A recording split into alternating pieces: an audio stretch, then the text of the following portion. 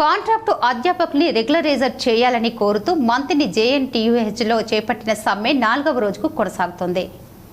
తెలంగాణ రాష్ట్రంలోని 12 విశ్వవిద్యాలయాల్లో పనిచేస్తున్న కాంట్రాక్టు అధ్యాపకుల్ని రెగ్యులరైజర్ చేయాలని కోరుతూ జేఎన్టీయూహెచ్ మంత్రి ఇంజనీరింగ్ కళాశాలకు చెందిన కాంట్రాక్టు అధ్యాపకులు స్టేట్ కోఆర్డినేటర్స్ పిలుపు మేరకు ఈ నెల 19 నుండి నిరవధిక సమ్మెను చేపట్టారు.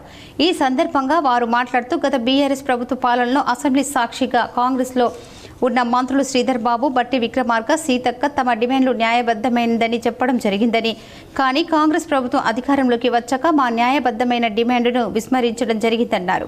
గత 18 నెలలుగా మేము అందరి మంత్రులకు, ప్రజాప్రతినిధులను, అధికారులకు వినతి పత్రాలు ఇవ్వడం జరిగిందన్నారు. ఈ నిరవధిక సమ్మెలో భాగంగా 3 రోజులుగా శాంతియుతంగా నిరసన వ్యక్తం చేస్తున్న ఓయూ కాంట్రాక్టు అసిస్టెంట్ ప్రొఫెసర్లను అరెస్టు చేయడం అప్రజాస్వామిక చర్య అని ఖండించారు. ఈ చర్యకు నిరసనగా జేఎన్టీయూహెచ్ మంత్రి ఇంజనీరింగ్ కళాశాలకు చెందిన కాంట్రాక్టు అధ్యాపకులు 4వ రోజు నల్ల బ్యాడ్జీలతో నిరసన వ్యక్తం చేస్తూ నిరవధిక సమ్మెను కొనసాగించారు. తాము కోరుతున్న న్యాయబద్ధమైన డిమాండ్ను ప్రభుత్వం నెరవేర్చాలని కోరారు.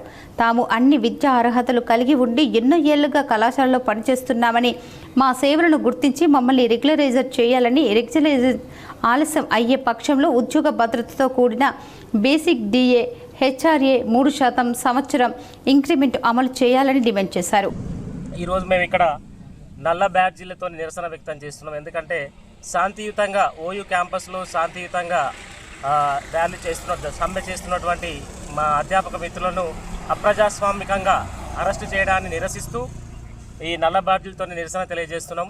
ఇక్కడ నుండి ఇంకా రాష్ట్రంలోనే అత్యంత ఎక్కువ ఉష్ణోగ్రత ఇక్కడ మా కాలేజీ సరౌండింగ్లో ఉంటుంది. 48 డిగ్రీ సెల్సియస్ టెంపరేచర్ దగ్గర కూడా మేమంతా ఇలా నిరాహార దీక్ష చేస్తూ నిరవధిక సమ్మెలో పాల్గొని చేస్తున్నాం. కాబట్టి గవర్నమెంట్ తొందరగా ఏదైతే మేము డిమాండ్ చేస్తున్నామో దాన్ని తొందరగా బేసిక్ రెగ్యులరైజేషన్ చేయాలి. కాని పక్షంలో basic HRA DA every year 3% annual increment ఇవ్వాలని కోరుతున్నాం.